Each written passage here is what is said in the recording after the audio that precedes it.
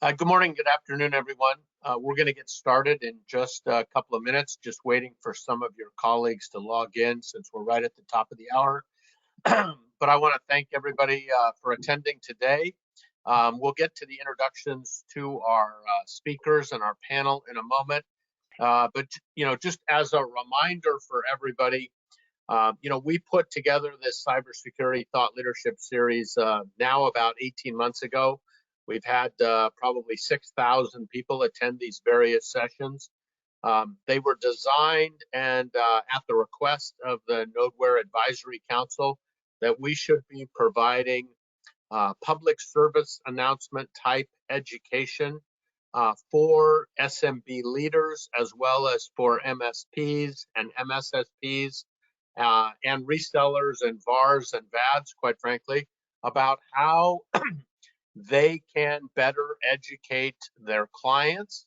And if you're a small business leader, if you're an investor, if you're a board member, if you're a CEO, CFO, if you're the IT man or woman responsible for the organization, what are some things you need to know? What are some questions you ought to ask? If you're an MSP, what are some things that you ought to be talking to your clients or prospects about? And if you're a small business that's worried about your critical data, worried about a potential ransomware attack, or now just reviewing a new compliance requirement that's come your way that you weren't anticipating, where do you find the right partner? How do you identify the right partner? What are the questions you ask the right partner to be able to, whether it's outsource or whether it's leverage your internal IT skills and cybersecurity skills to do the things that you need to do? So we're fortunate enough today to have that conversation around the new priorities from increased compliance and cyber attacks and how MSPs can help. As always, we want to make these as interactive as possible. Please submit the questions in the chat box. I'm glad to see we have one already that has shown up. So much we will get to that. Thanks so much. Also, feel free to go to our LinkedIn page if you have additional dialogue, additional questions. This is all about collaboration. This is about companies and organizations and people coming together with common problems to help each other. We're all about peer-to-peer collaboration. We're all about helping each other. We will have a recording of this. We will send it out to everybody that was registered for today's session. We'll post it on LinkedIn and it'll be on our YouTube channel just as all of them are. We'll be up there in the next couple of days. One last thing, before we get started, we do have a live demo and peer Q&A session coming up on the 29th. So if you have any questions specifically about Nodeware or about the things that we're doing, we'll have one of your peer MSPs or end users on those sessions, as we always do, and you'll be able to ask any questions, see a demo, do those things. But that's not what today's call is all about. Today's call is about what are the issues that face you. Once again, I always try and bring it back into business terms. If I'm a CEO or CFO or board member or investor, I care about is my data confidential and is it kept confidential? What about the integrity of my systems? Do I want to run a business? I don't care about the IT and security portion of my business. Is my data secured? Is it confidential? And God forbid, if something happens, do I have a business continuity plan in place that will allow me to be back up and running rather quickly? I either need to have somebody on my team who's doing that, or I got to have a partner who's great at doing that can help me. Obviously, the next piece that's critically important is insurability. Do I have cyber insurance? Can I get cyber insurance? Am I doing the things that allow me to be insurable? We've had a lot of conversations about that. We had a conversation earlier this week with Kirsten Bay from Cysurance, talking about some of the things Cysurance is doing, integrating the output of Nodeware into their questionnaire to help an MSP not only provide cyber liability to their clients, but they can get cyber insurance maybe for the first time as an MSP, or maybe they can renew how that works as well as for their clients. So a lot of things going on about that. I want to get to our topic today. I'll introduce Frank Raimondi. Frank is our Vice President of Channel Development. A lot of you on the call probably know Frank, and he's been on the road with both Chris and Dave.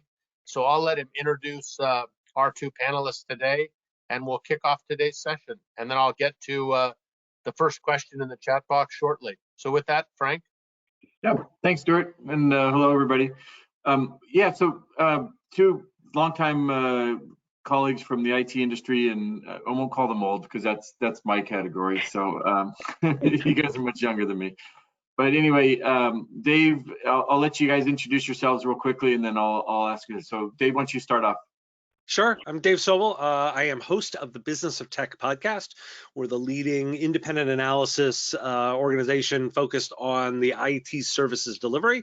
It's a daily news and commentary podcast, as well as a weekly YouTube show. My background, I was an MSP for a decade, had a successful run with that, sold that business, went and worked for two different software vendors serving this space. We had successful exits for both of those, and I left my last one almost 3 years ago to the day to focus on this. So now I'm focused on helping IT services companies be better at what they do with that independent analysis. Perfect. Thanks, Dave. And we'll get to more on that. Chris? Thanks for having me. Good to see you guys. My name is Chris Weiser, founder of Figure MSP. Just like Dave, I was an MSP owner for a decade as well. Also sold that back in 2015. And now with Figure MSP, where Dave kind of focuses on the business of tech side, I'm focusing on helping MSPs learn the cybersecurity assessment side, making sure they're assessing properly, handling from the sales and business side the right ways to manage their business clients. That's why we're talking to you guys today. Right. So so perfect. So Dave, I'll start with you on a question. I mean, your key phrase in your broad podcast is the 3 things to know today, right? So there's a ton of cyber news, security breaches. I mean, it's just almost overwhelming, right, of what's going on there. So just maybe of the last week, kind of what are the 2 or 3 key things you're seeing that you want to call out that we can go deeper in, but just kind of the high level of what you're seeing. Yeah, I have to laugh. I've stopped even covering on most breaches because there's just so many, and frankly, it's the same story over and over again. Like, it's just there's a million of them. It's whatever industry I want to pick. I can find a breach of the week, find a breach of the day, can find a breach of the hour. Where I actually spend a lot more of my time these days is what actually the implications are from a response perspective, particularly when I'm looking at both federal and state reactions to what's going on. In particular, we're tracking so much interesting stuff coming out of the White House for direct executive orders to make agencies respond to that. Just this week, the Office of Management and Budget has given specific guidelines to the federal agencies to the way they should be interacting with software vendors and their compliance against NIST guidelines for security. This is using the power of the purse of the US government, essentially saying any federal agency that's going to be buying, from these vendors have to be compliant against all of the NIST standards, or those vendors have to give complete, records of how they're going to achieve that. Well, that came out on Wednesday. We know that the Fed is a big buying contingent, so that's going to trickle down into the entire, software ecosystem through that purchase. By the way, that's just this week, right? That's just the discussion we're having right now. There's also tracking the new privacy laws that are being debated that could very well happen this session. There's a new set of discussions around laws definitely every week. Yeah. And I was just thinking, what's the is it FedSpec? FedRAMP is probably FedRAMP, the right? I mean, is it kind of implementing FedRAMP all the way down then to smaller agencies? Well, I mean, you can easily see the way that this is going to play itself out. Even if just the federal agencies all have to be compliant, then every contractor that works with that, which is most of the major software vendors who want to spend money with all of these agencies, and then all of the people that take federal money, which flies all the way down into state and local governments, education. It flows into every portion of the economy because the government is a really big customer. And so that's how they put these into place, by saying we're going to have rules for buying, and thus it's going to flow into that. And anyone who's doing business with somebody related to any of these at any level on public sector, and that can be all the way down to a school system or someone who is doing the heating and plumbing for their local, their local municipality. Like, it flows into all of the different industries this way. Interesting. So Chris, kind of related to that, or a similar question, but what are your partners, your members of Seven Figure? What are they hearing? Are they getting more scared? Are they putting more? I mean, are they? How are they handling all this? And what does that mean for their customers, or some of the audience here? Yeah, it's a great question. We're seeing so much of, and it's interesting because we kind of have different groups of IT service providers around the nation and around the world that are at different levels of readiness for this. And the ones that are hitting it head on are realizing that they, 2 years ago, they weren't prepared for it, but now they're seeing these regulations that Dave's talking about, and we're seeing all the different things coming out, and they're thinking about it. They're doing cybersecurity risk assessments. They're actually making their clients sit down and have a discussion about cybersecurity, there's a whole nother level of business out there, from an IT service provider up through even an IT person at a business that's like, cybersecurity is not my problem. We're covered. We're good. We're fine. So I think so much of it should be driven by the IT service provider, but it's also the decision makers, you guys that are here as end users with us, making sure that you're addressing cybersecurity head on and making it a part of your strategy. Yeah, absolutely. Well, and so to that point, maybe just describe, again, for the end users on here that may have a traditional break fix provider, an IT, reseller, or they're doing some basic things. What else does is a managed service provider or managed security service provider providing that they need to be asking about or looking for in a provider to help them be more secure, address these issues? Yeah, so I'll take this first, and we'll see if Dave's got anything also. But I think, first of all, making sure that you're addressing what is your cybersecurity readiness. What happens when you have an incident? Are you insurable? What levels of cybersecurity liability insurance do you actually have? It's not just one blanket policy, but it's all the different pieces. And we were mentioning this in our green room. I had a gentleman named Chris Krebs that I did an interview with a couple of weeks ago. He ran some of the stuff for the government on the cybersecurity side. And Chris stated, everyone's going to get hit. It's just a matter of limiting the blast radius and determining how ready you are to recover. So I think it's those things. I want to get Dave's take on that too. Well, the first thing I always start with when I have this security conversation is with two statements. The first I want to do is I want to put an actual face to the opponent on this for many owners. We're talking too much, in my mind, in this space, in this abstract term, a breach, an incident.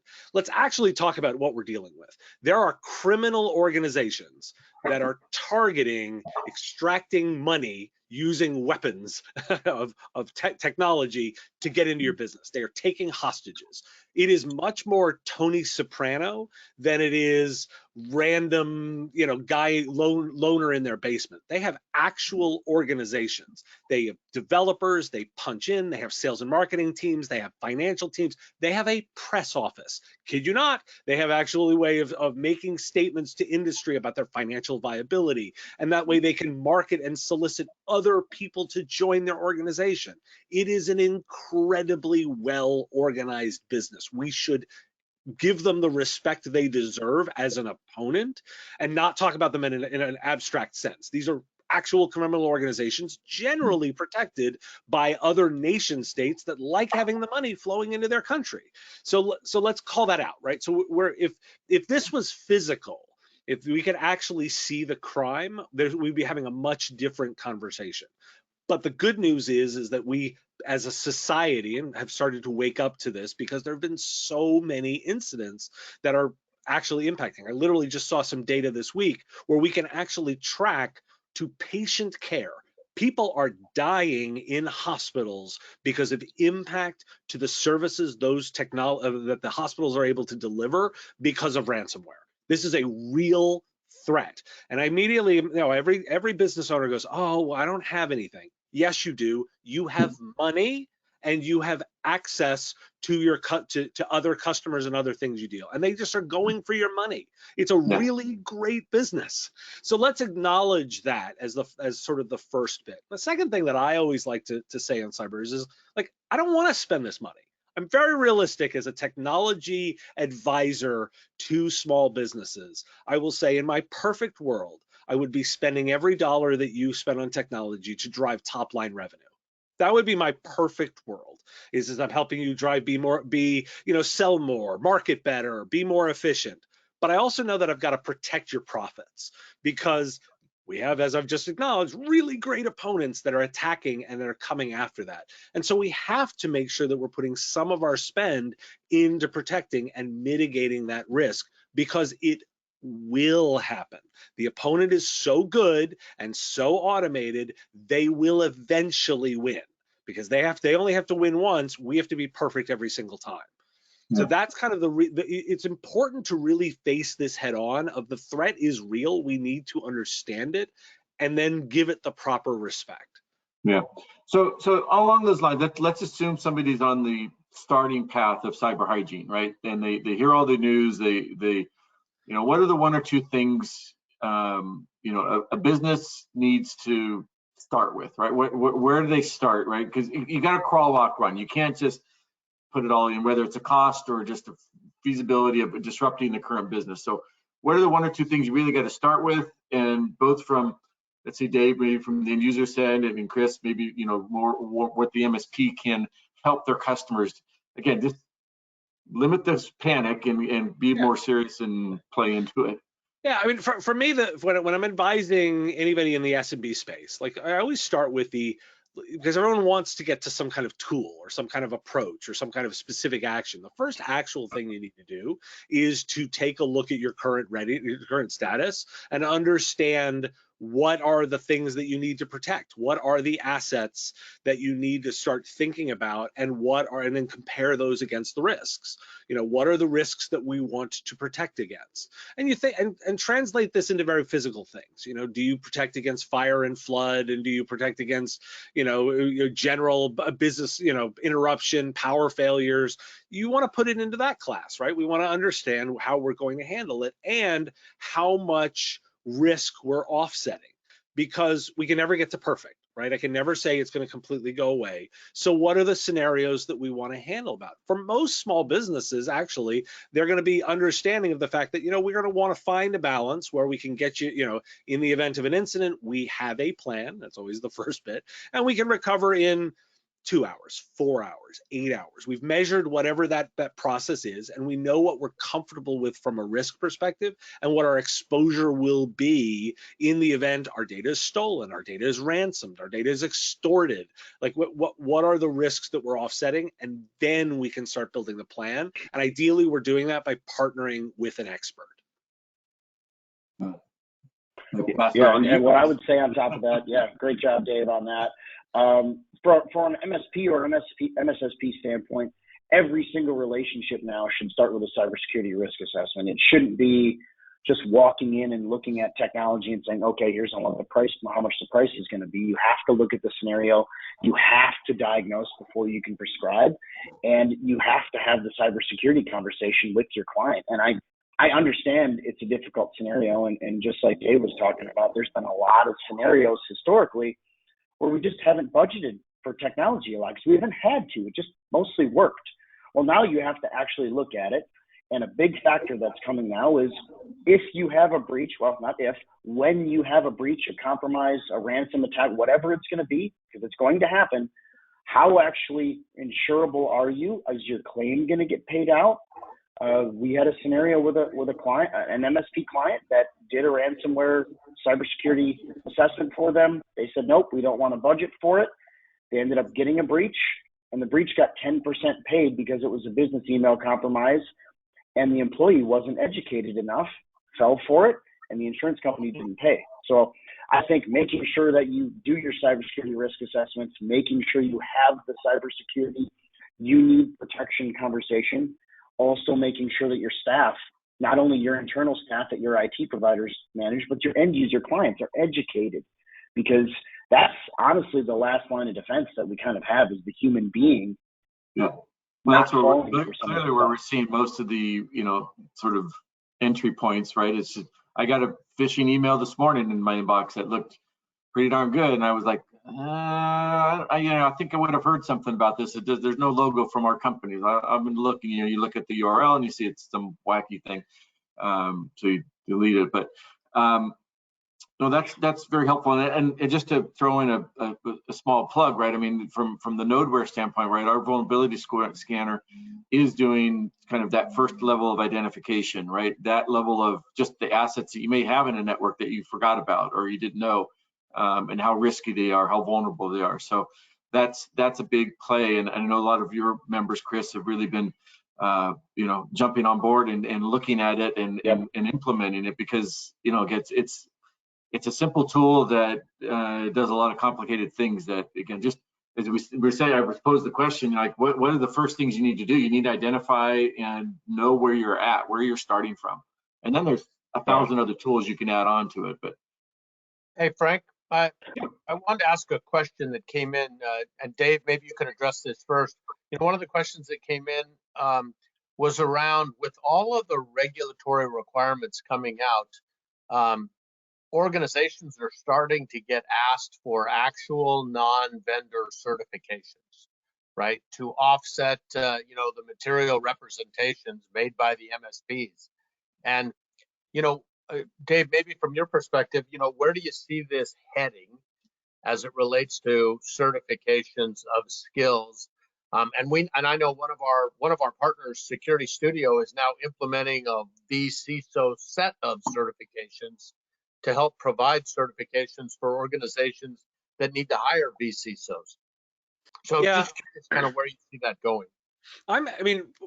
Taking out the crystal ball, right? I'm anticipating that the way that there's going to be two threads to the way that this all goes. The first is, as we've mentioned, is sort of government regulation.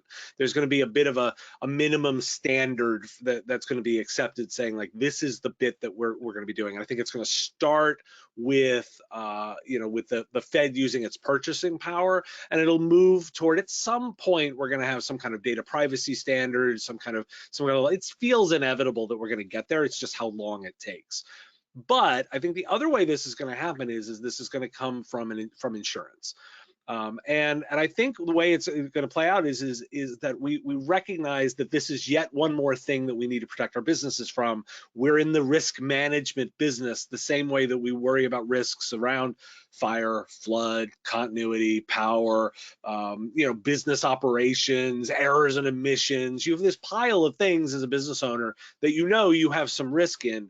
This is one more of those, and so it's going to be implemented via the insurance companies are going to iterate and get smarter and smarter about the things that they're looking for.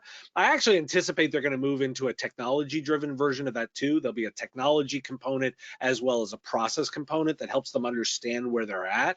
And I think it's going to go further and further along those ways. There's going to be some interesting private ways, like you've talked about, with sort of certifications and companies that come in and say, we're going to do this to a certain standard. It may be start with self-testing, self-attestation. It'll move up into audited, and it'll be linked to how much you pay. You as the business owner may say, I'm going to hire, I get somebody to come in, they're an independent auditor, and they do an audit and they validate everything, and that lowers my insurance. Because what we're seeing, interestingly, is there's still a lot of owners that don't even know that this is something that they have to think about from an insurance perspective. But those that are starting to test the limits of the insurance companies. Last I checked, they're in the business of making money, so they're going to be doing their bit to offset their risks. And I think that's the two prongs to the way this is going to go down in the market.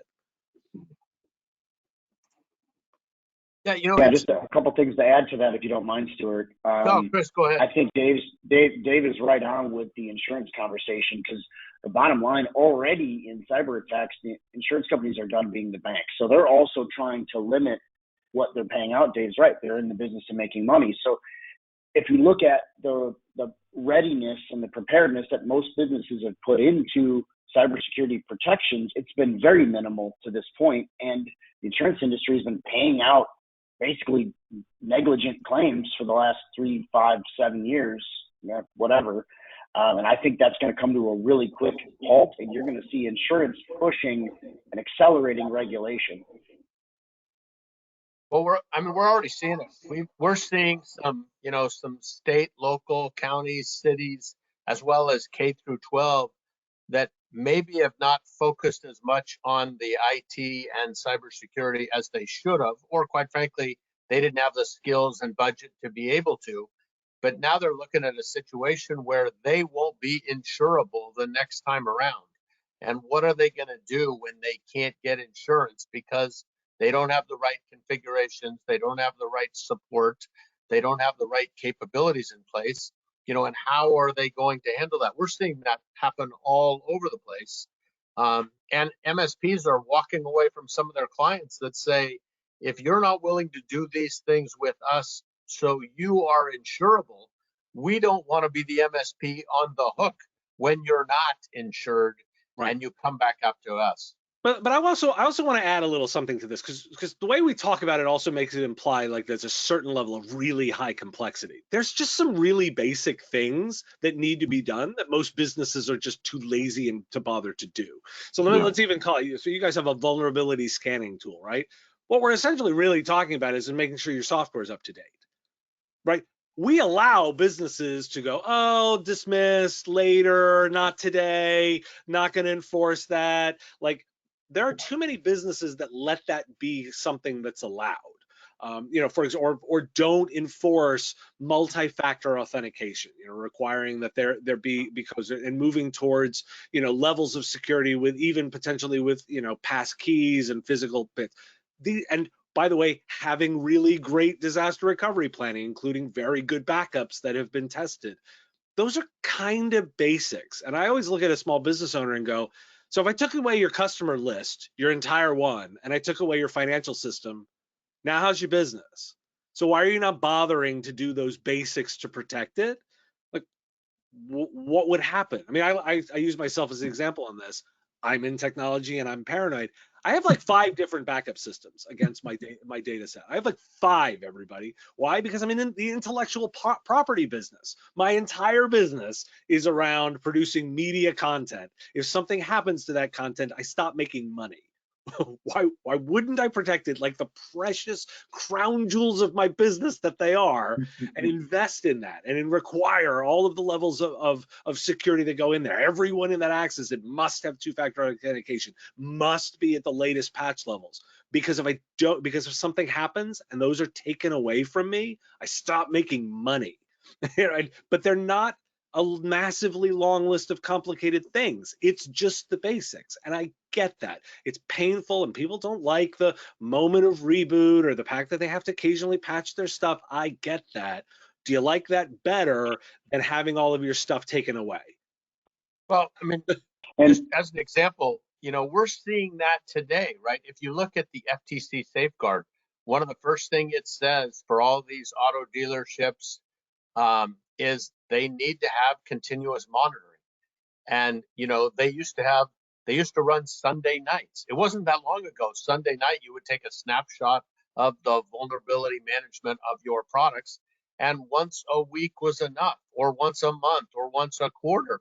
And that's no longer an acceptable practice, either for the regulations, or when you get back to the angel investors and the venture capital companies and the small businesses, or the banks with lines of credit.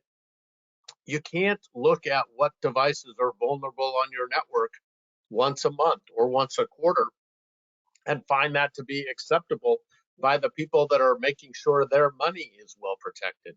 So we're seeing a lot of things happen that way. Look at NIST, right? In the last 2 years, NIST went from you need to have vulnerability management to you need to have continuous vulnerability management, at 7x24, to you have to have a vulnerability management plan to address your vulnerabilities. And that's literally in a 2-year period for NIST, and CIS 18 has followed the exact same front. It's amazing how, because of, getting back to the initial thing, the increase in attacks on a regular basis, the 50% of the people thinking I'm never going to get attacked, and the requirements for compliance and regulatory on top of them, they no longer can avoid the conversation. And you're right. I mean, there are a minimal set of things they can do to get started. Right, and it's not that arduous. Like, I mean, it really needs to be approached. It is not that it's not that hard. It requires discipline, right? But by the way, last I checked, so does business in general, right? Like you have to execute plan every single day to run your business. This is just something that you integrate into that process.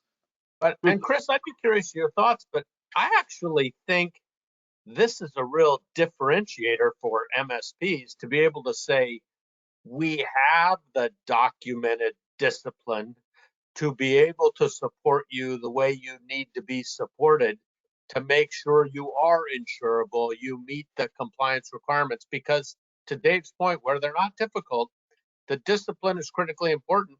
And I'm curious if you think MSPs and MSSPs can differentiate themselves with the ability to provide a disciplined approach.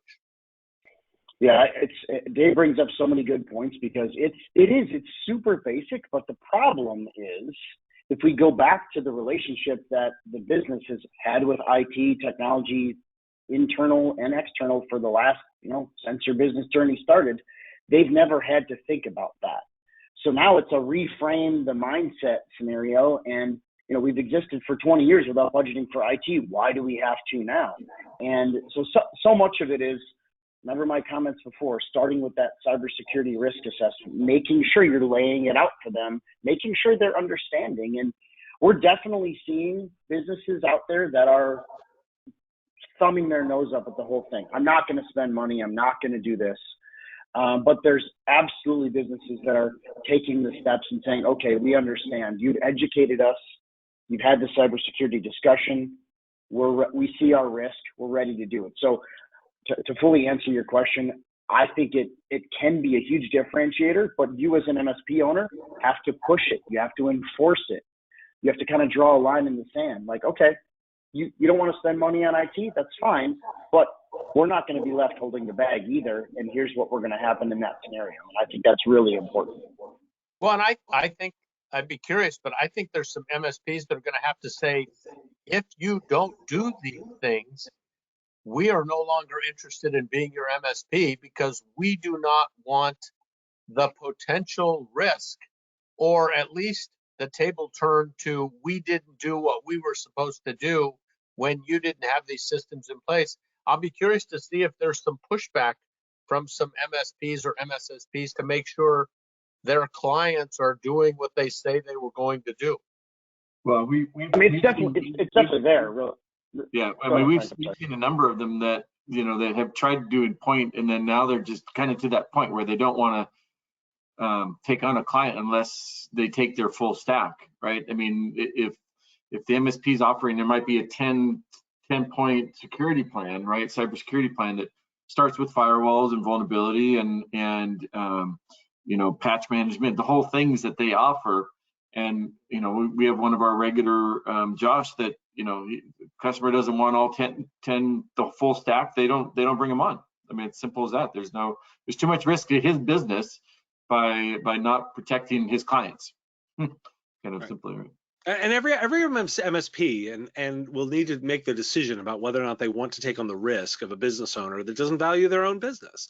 I mean, I do kind of push back a little bit on this, like, oh, we don't have a budget for IT. What, you're not a modern business? You don't want to do e-commerce? You don't want to be, you manage your books on paper? Like, come on, you actually need you have technology that is required to run your business. That's reality of doing business in 2022.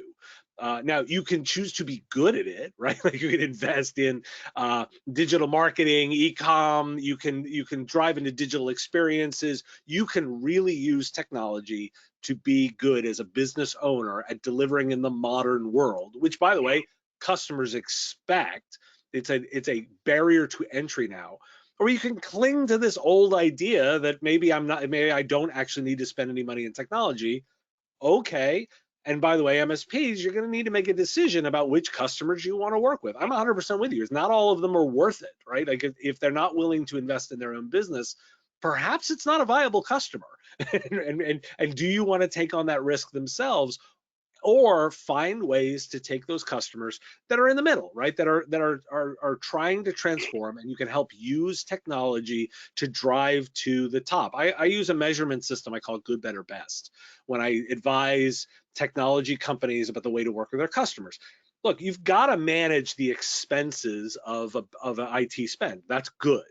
Better is when I can impact their cost of goods sold, and I can help them reduce cost. I can help them make their people more efficient. I can make their COGS better.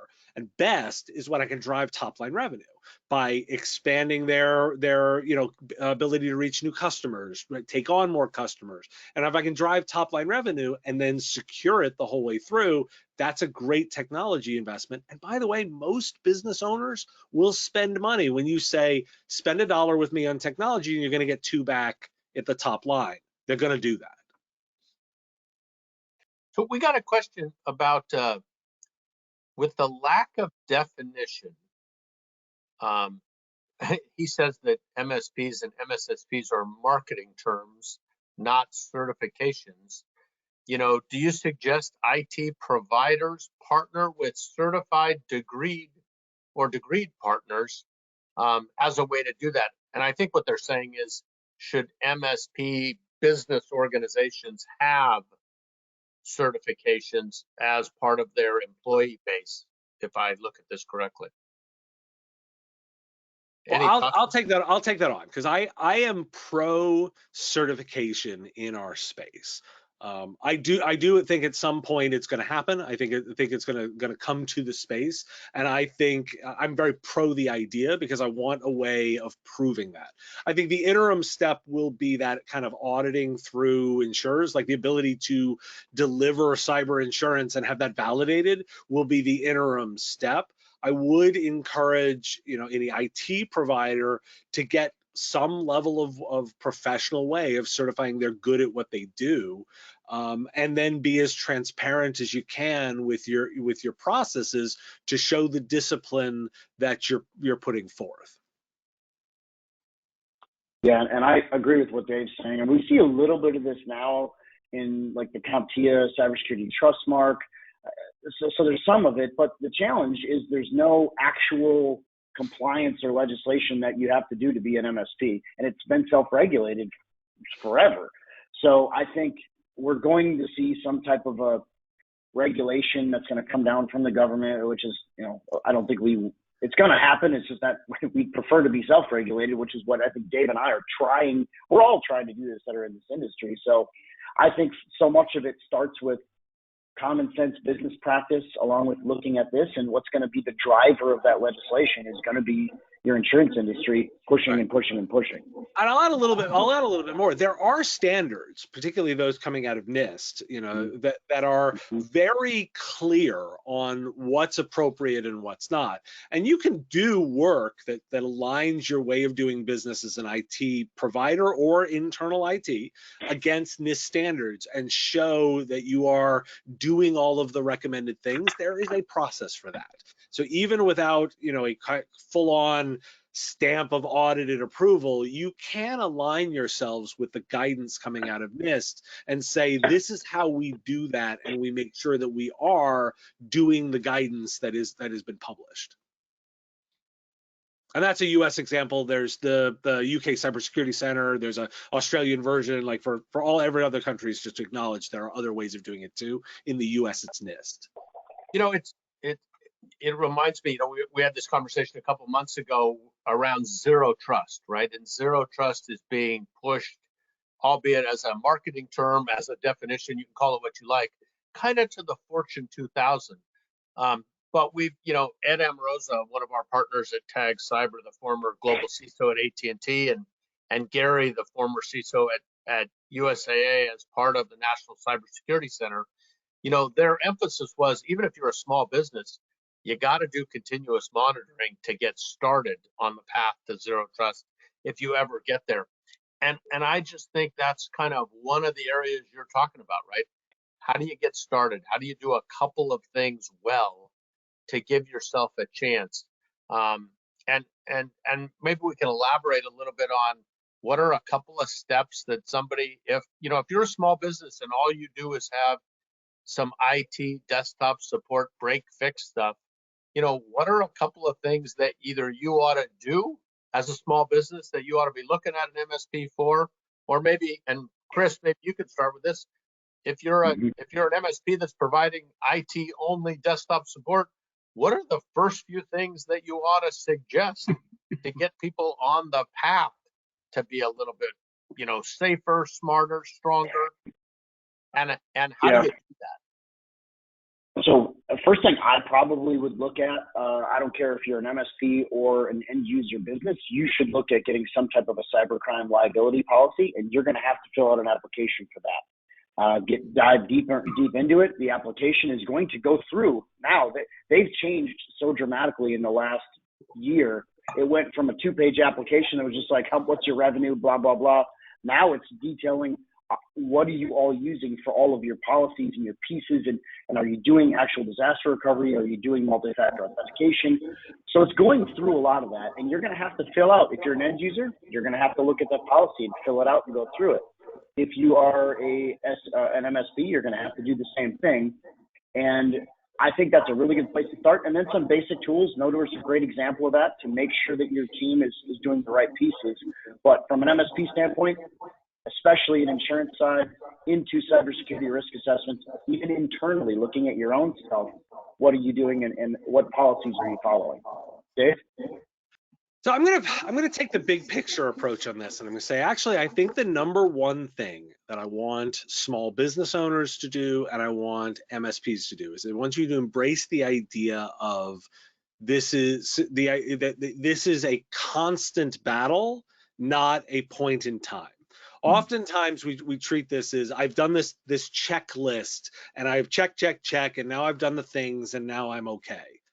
No, every moment you need to be managing the current landscape and what it looks like. And that's why you do things like continuous monitoring, because 5 seconds ago is different than right now, and an hour from now is different from now, and 2 days from now is different. And this is a different mindset.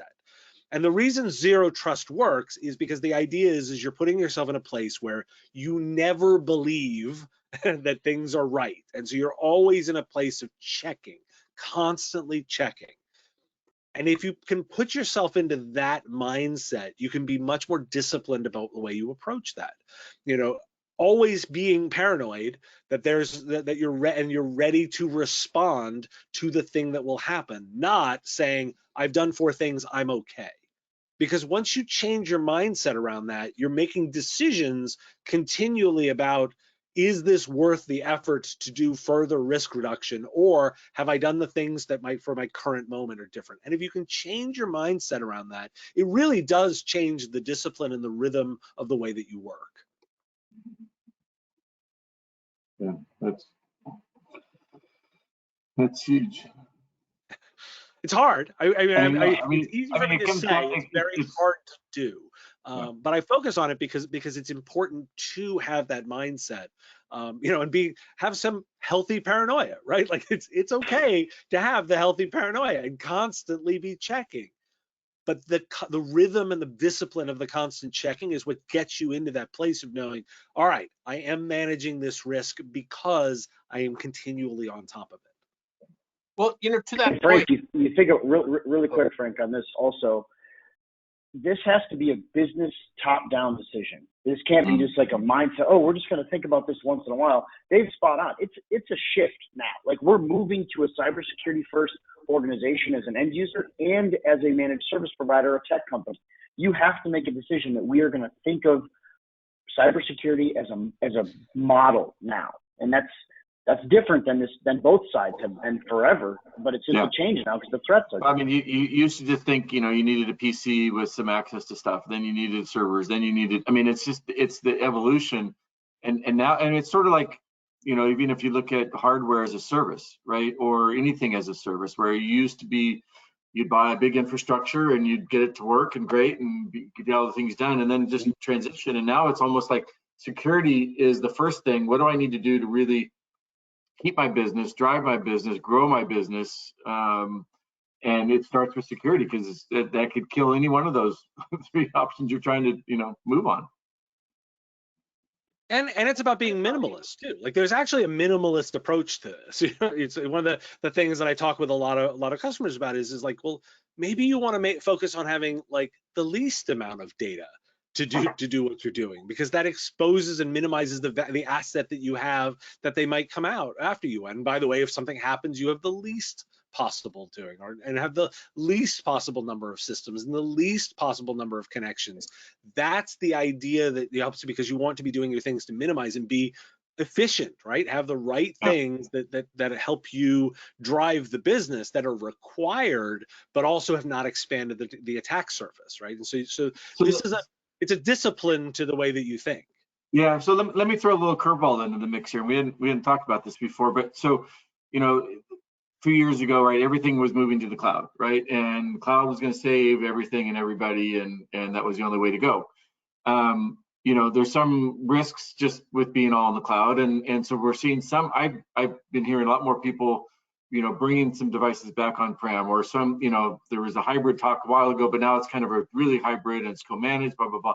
Where are you seeing that? Is that a good trend, bad trend? Where are we going with that relative to security? We're still going to the cloud. There's like, we're just, and Gartner says by 2025, 80% of all new workloads are going to be in the cloud. And what I think about the confusing messaging is that a lot of that discussion is happening in mid-market and enterprise organizations that have a very different sort of stack of complexity than the 90% of businesses that are SMB. For the 90% of SMBs, they are running toward the cloud, and those that aren't just haven't noticed that their competitors are running faster. And there's a reason for this, right? Is when you get into that sort of continuous kind of deployment. I mean, I quip this all the time. Microsoft and their Security Operations Center rivals the US government in most nation states. You are not going to do a better job of securing your business systems, particularly things like email, than Microsoft. So embrace that, and then understand, that there are, but you still have your portion of that to manage, which is protecting that cloud-based asset and the data that's in there, and making sure that the things that are connecting to it are correctly managed. It's just changing the discussion. So I look at it and I sort of push back a little bit and say, like, let's not get distracted by the mid-size and enterprise orgs that have slightly different criteria than the vast majority of SMBs that we talk to. They're running to the cloud, and that's actually going to be the best answer for this, because you're able to do a lot more and put those limited IT dollars into managing access and protecting the crown jewels. I love to tell the story. We have a university, I won't mention the university by name, but we have a university that runs Nodeware, but they could only afford to run continuous monitoring during normal business hours on their servers, on their Macs, and on their PCs. And they chose not to run continuous monitoring on the doorbells, the cameras, all the different IoT devices they have around the campus. And when we had the conversation with them, I said, kind of to Dave, the point you just made, right? Your email and server infrastructure is probably pretty decent. Your IoT network and structure, with all those cameras, all those doorbells, all those IoT devices that are on your campus, are probably where your concern should be the greatest from a vulnerability standpoint to get to your critical data. Yet they chose to support, the servers, desktops, and Macs with a level of security. And I'm just curious if you're seeing that type of thing happening, and maybe Chris, you can elaborate on how do the MSPs start to educate people on things like the IoT devices and, like the Bellagio thermostat that broke into, the world, not the servers and not the email compromise. Yeah, if we go back to the Target hack from a long time ago, that was a pin pad that was linked to a vulnerability at an HVAC company. So it's, I think you're pretty accurate with that. And, you know, to echo what Dave was saying, this all comes down to a cybersecurity first shift. Like, you have to be thinking of these things. I agree with what Dave's saying. Like, I look at my business, I look at Dave's work. I'm 100% virtual. I can work from anywhere. I'm the only one I'm based in Austin, Texas. I'm the only Austin-based employee. My people are all around the world, and the cloud has enabled that. So I think we're definitely going to continue down that path. COVID has, if anything, enhanced that, I think. But it's got to have that same hygiene mindset around it. Let me ask you a business model question. You know, when I first joined Nodeware, I thought we would only sell Nodeware to MSPs or MSSPs that didn't have a vulnerability management tool. And it was going to be kind of a green field for SMBs that were going to MSPs that had the desire and capability to grow and grow very rapidly with us.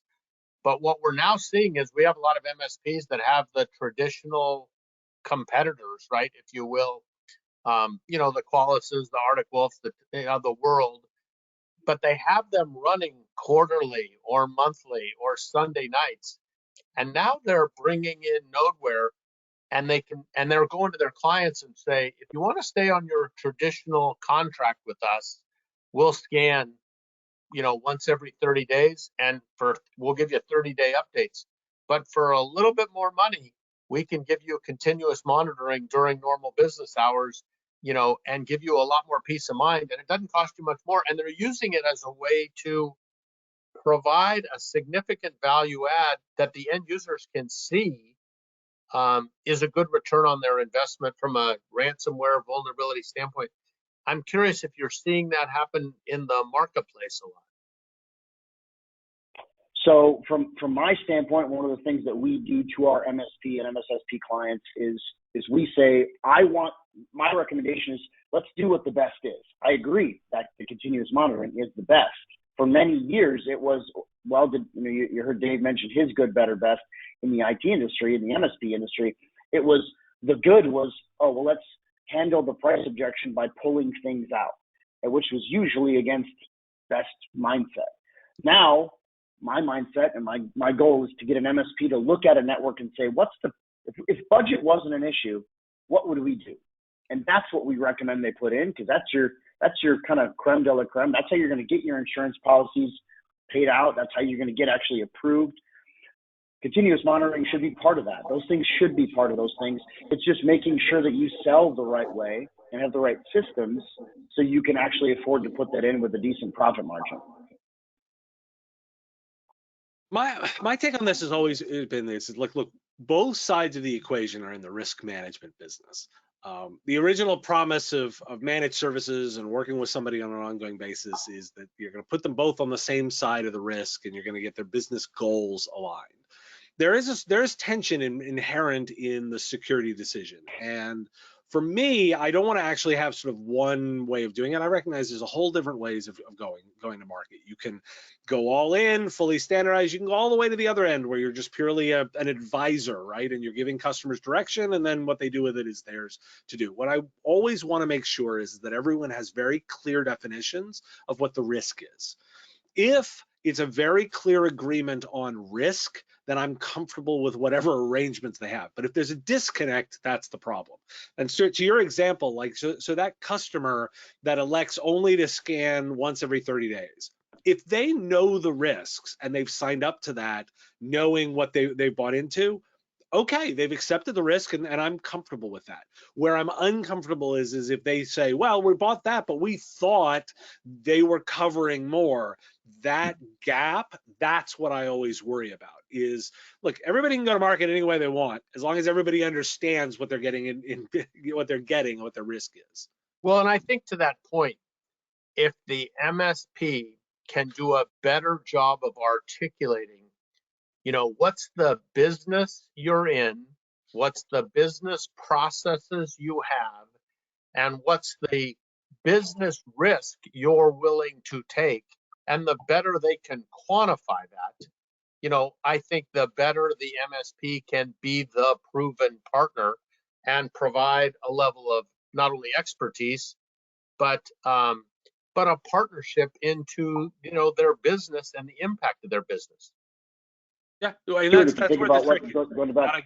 You got to get that value. You've got to get that value, that business conversation, and it's about the value. And you should be having other conversations too, right? Not just about the security risk, but where the spend, can the spend drive revenue? Can it do cost reductions? Like, you need to be getting into the specifics of your customers' businesses. Oh, and by the way, for the SMBs listening here, you want a technology provider that is asking those questions, that is involved in helping drive that. That's, for me, a successful relationship. Yeah, and Stuart, what I was going to say there is, if you think about where I mentioned earlier that every relationship as an MSP should start now with a cybersecurity risk assessment, looking at what your client has, having that cybersecurity discussion, right, not being afraid to talk about it, because I will tell you, and I only say this because about 50% of the MSPs that we talk to coming into our program brand new are terrified to talk about cybersecurity because they don't want it to be a price issue, and they don't want to lose the client because somebody's going to come in and undercut them.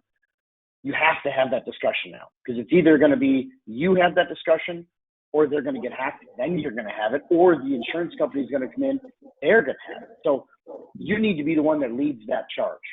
Or another MSP is going to provide that offering to them, and you're going to be defending your position against that other, which gets back to understand their business requirements, and talking about what you're doing to support their business is of meaningful impact. So look, guys, we got 4 minutes to go. I want to give each of you a chance to make a few closing remarks. We do have a session coming up the end of the month, specifically what we call our open, our live demo and peer Q&A. So if you have any questions about Nodeware, you want to ask one of our MSP partners or an end user about it, feel free to join that session. Once again, submit the questions, get the answers either in the recording or on our YouTube channel after that. We're also going to have a session coming up with Integris and Gradient on October 18th, talking specifically about the topic of how do MSPs move from providing IT support to providing ongoing cybersecurity support for their clients, and how do you evolve and how do you transition. It'll be a good conversation for us to have on the 18th, and some of the things that Gradient and others are doing to fully integrate into the MSP business process to make them more effective, more efficient. But we'll have that conversation in October. Look for that on our website, get registered for that. But I want to turn it back to these two. Dave, if you don't mind going first, we'll give you a minute and a half to provide a few closing remarks. And then we'll go to Chris and we'll wrap it up. And obviously anybody, if you need to get a hold of either one of these two folks, feel free to contact us and we'll get you connected to both Dave or Chris. So I've thrown out a whole bunch today, right? Like I've thrown out, and I always like to focus on a really basic idea. And it's a silly statement I always make is, but do you know how to eat an elephant? And the answer is one bite at a time. And the reason I focus on that is because this is a hard problem and it never gets any better and it's continuous. But if you're working on it a little bit every single day, both as a business owner and as a solution provider and IT services company, you will get better over time.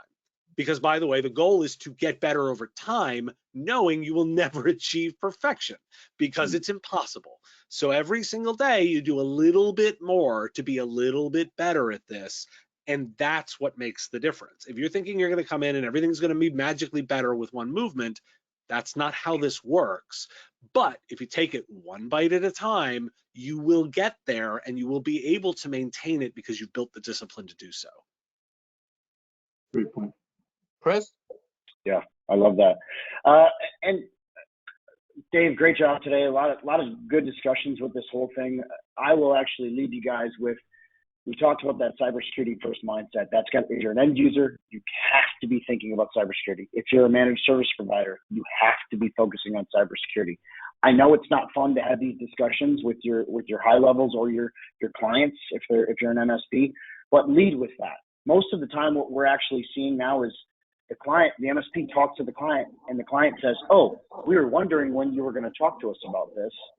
So lead with cybersecurity, let it be a focus for you, and keep that mindset as a whole. Well, guys, look, thank you very much for your time today. Very much appreciate it. This has been a terrific opportunity to have this discussion.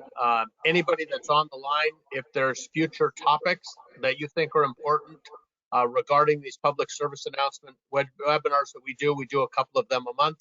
Please let us know. If there's a particular speaker that you think we ought to include on one of these, let us know that as well. These are all about educating MSPs, MSSPs, and as I said, SMB leaders about what they can do to be smarter, to be safer, to be stronger, because they care about the continuity of their business. They care about the confidentiality of their data.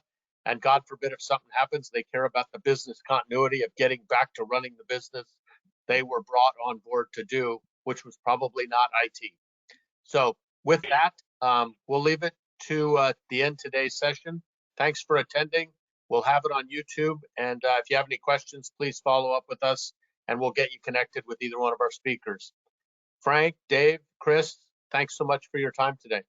Thank you, everybody. Thanks, guys.